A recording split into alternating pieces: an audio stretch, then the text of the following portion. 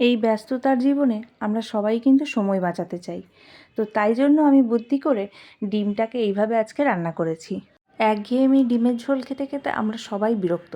তো আজকে আমি প্রথমে 4টে ডিম ফাটিয়ে নিয়েছি। এর মধ্যে আমার কাছে একটু ম্যাগির চাউমিন যে হয়, তো চাউমিনের মধ্যে যে নুন মশলাটা থাকে ওইটা দিলাম। আর দিলাম 1 চামচ গোলমরিচ গুঁড়ো।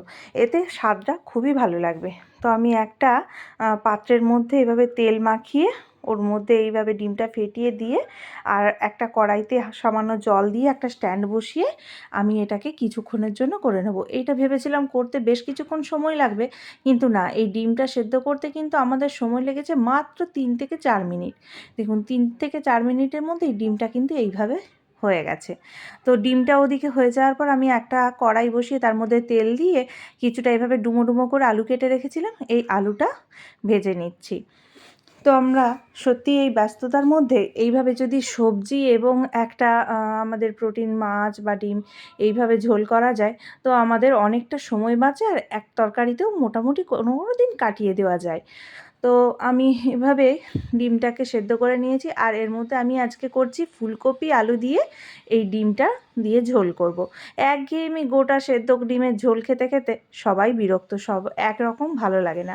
তো এই ডিমটাকে আমরা ঠিক পনিরের মতো করে শেপ করে কেটে নেব। এইভাবে আমি বাটি থেকে কেটে ডিমটাকে একটা পাত্রের মধ্যে উল্টে দেব। এভাবে দেখছিলাম চেষ্টা করে যে ওঠে কিনা, দেখলাম পুরোটা উঠছে না, ভেঙে যেতে পারে, তাতে শেপটা নষ্ট হয়ে যাবে। তো এইভাবে থাপড়ে আমি ওটাকে বের করে নিয়েছি, দেখতে পাচ্ছেন। এবার এটাকে আমি চৌকো চৌকো শেপ করে পনিরের মতো করে কেটে নিচ্ছি। তো আমার ভিডিওগুলি কেমন লাগে অবশ্যই কিন্তু কমেন্ট করে জানাবেন, আর আমার ভিডিও ভালো লাগলে অবশ্যই একটা লাইক করবেন। আর আমার ভিডিওটি যদি ফেসবুক থেকে দেখে থাকেন তো আমার পেজটি ফলো করে নেবেন, ইউটিউব থেকে দেখে থাকলে আমার চ্যানেলটি সাবস্ক্রাইব করে নেবেন। এইভাবে ডিমগুলোকে সব চৌকো চৌকো করে কেটে নিয়েছি। এইভাবে কেটে নিলে কি হবে, আমাদের ডিমগুলো পনিরের মতো দেখতে হবে ঠিক। আর এটা দেখুন কতটা স্পঞ্জি হয়েছে, এই দেখুন, দেখেছেন কতটা স্পঞ্জি। এটা খেতেও কিন্তু তেমনই টেস্টি হয়। আর একটা এর মধ্যে স্পেশাল ব্যাপার থাকে, যেটা ডিমের যে আষ্টে গন্ধটা হয় ওই গন্ধটা কিন্তু এর মধ্যে থাকে না। তো এইভাবে আমরা ফুলকপিটাকেও বেশ কিছুক্ষণ কষিয়ে ভেজে নিয়েছি। আমার ফুলকপিটা সামান্য একটু ধরে গেছিলো।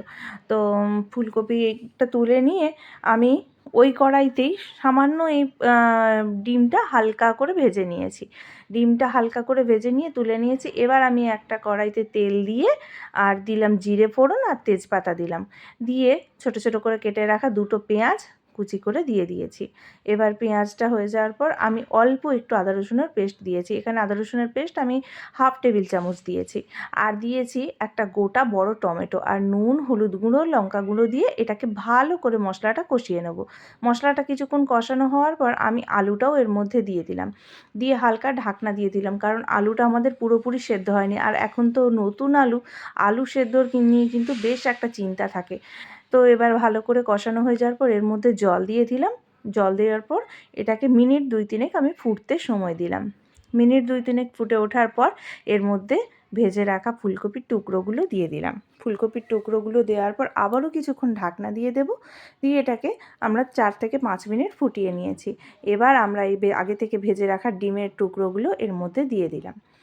এবার ভালো করে মিশিয়ে 2 থেকে 3 মিনিট আরও কিছুক্ষণ ফুটতে দেব। বেশ মাখা মাখা হয়ে এলে এটার উপর গরম মশলা ছড়িয়ে আমরা এটাকে পরিবেশন করব।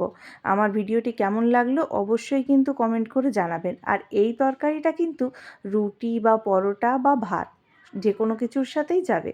তো মোটামুটি এক পদে রান্না সারতে চাইলে এই তরকারিটা কিন্তু একদম উপযুক্ত একটা রান্না। আর দেখতেই পাচ্ছেন রান্নাটা খেতে কত সুন্দর হয়েছে। আমার ক্যামেরার কালারটা অত সুন্দর নয় বলে রান্নার কালারটা ঝাপসা আসছিল। তো এই দেখুন রান্নাটা কিন্তু দেখতে বেশ সুন্দর হয়েছে। তো আমি তেল মোটামুটি একটু কম দিয়েছি, আর একটু তেল দিয়ে রান্না করলে বেশ ভালোই হবে। তো আজকের মতো